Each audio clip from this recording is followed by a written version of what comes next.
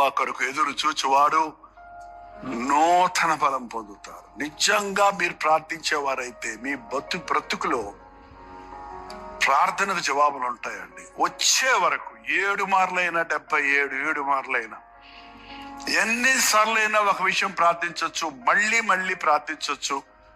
విశ్వాసంతో వెళ్తున్నాడు, చూస్తున్నాడు, ఏమీ లేదు.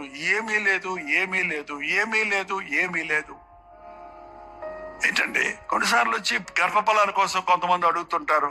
కొంతమంది ప్రార్థన చేసిన మరుసటి సంవత్సరమే గర్భఫలం ఉంటుంది. కానీ కొంతమందికి కలగదు.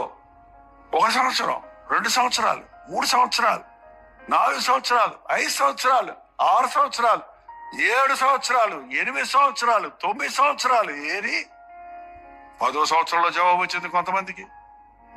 13వ సంవత్సరంలో జవాబు వచ్చింది మన పాస్టర్ కృపానందకి. 13 సంవత్సరాల తర్వాత ఇక పిల్లలు పుడతారని నిరీక్ష ఉంటుందా?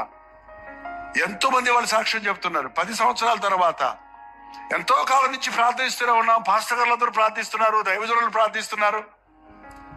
అయినా కూడా కొన్ని ప్రార్థనలకు వెంటనే జవాబు రాదు. దేవుడు తన సమయం అందు తన సమస్తం చేస్తాడు, కానీ మనం అడిగినప్పుడు చేసేది కాదు. తన సమయం అందు ఆయన సమస్తము చక్కగా చేస్తాడు. నీ విశ్వాసానికి పరీక్ష. అబ్రహాము 1 రోజా 2 రోజుల 25 సంవత్సరాలు కనిపెట్టాడు బిడ్డ కోసం.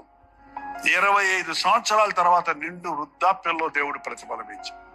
ప్రేయర్ కి టైం బార్ పెట్టకండి. ప్రార్థన మనం చాలా సంవత్సరాలు చేశాను, చాలాసేపు చేశాను, అది పెద్ద ప్రార్థన చేశాను అనొద్దు. ప్రార్థనకు జవాబు వచ్చే వరకు ప్రార్థన చేయాలి. It may take minutes, hours, days, months, even years. Don't worry, God will answer our prayer. దేవుని సమయంలో మన ప్రార్థనకు జవాబు ఇస్తాడు.